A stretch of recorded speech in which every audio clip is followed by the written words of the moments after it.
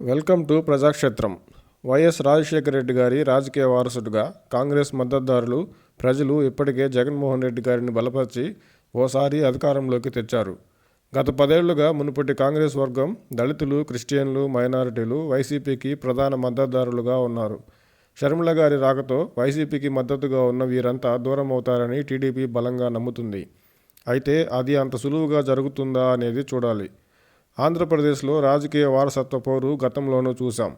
గతంలో టీడీపీ పగ్గాలు రామారావు గారి నుంచి చంద్రబాబు గారికి మారినప్పుడు రామారావు గారి వారసుడు హరికృష్ణ గారే స్వయంగా సొంత పార్టీ పెట్టినా చంద్రబాబు గారి సారథ్యంలోని టీడీపీకి నష్టం చేయడంలో విఫలం అవడం తెలిసిందే కదా.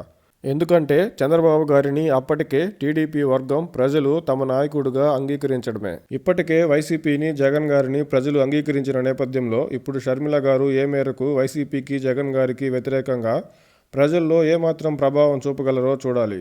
కుటుంబ రాజకీయ వారసత్వ పోరులో ఎవరో ఒకరు మాత్రమే లబ్ధి పొందారనే ఉదాహరణలు దేశంలో కోకొల్లలు.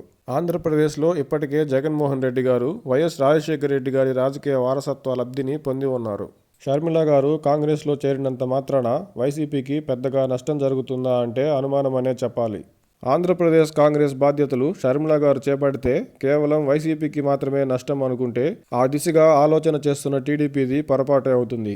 ఇప్పటి వరకు వైసీపీ ప్రభుత్వంపై, జగన్ గారిపై ప్రజల్లో తీవ్రమైన వ్యతిరేకత ఉందని, ఆ వ్యతిరేకత టీడీపీకి అనుకూలంగా మారడంతో అధికారంలోకి రావచ్చనే భావన టీడీపీ అధినాయకత్వం, కార్యకర్తల్లో ఉంది.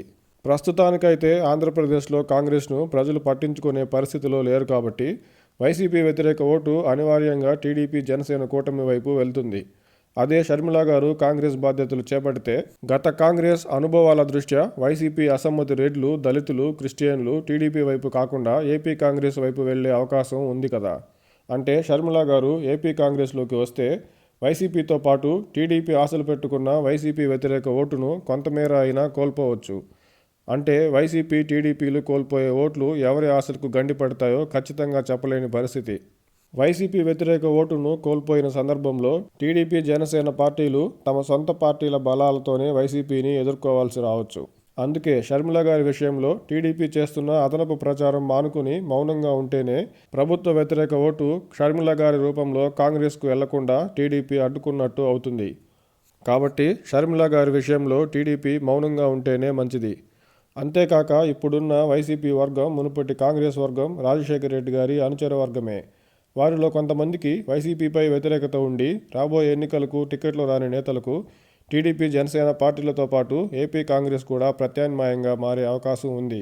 వైసీపీలో ఉండే నేతల్లో సహజంగా టీడీపీ పట్ల వ్యతిరేకత ఉండేవారు, ప్రస్తుతం వైసీపీ చేస్తున్న మార్పులు చేర్పులలో అవకాశాలు రానివారు ఎలాగోలా సముదాయించుకుని టీడీపీ, జనసేన వైపు రావాలనుకునే నేతలు, ఓటర్లు షర్మిల గారి ప్రభావంతో కాంగ్రెస్ వైపు వెళ్తే టీడీపీకి జరగాల్సిన ప్రభుత్వ వ్యతిరేకత మేలు పూర్తి స్థాయిలో జరగకుండా టీడీపీ సైతం ఆహ్వానిస్తూ అతి ప్రచారం కల్పిస్తున్న షర్మిల గారి అడ్డుపడినట్టు అవుతుంది కదా. కాబట్టి షర్మిల గారి విషయంలో టీడీపీ కాస్త సంయమనం పాటిస్తే మంచిదేమో.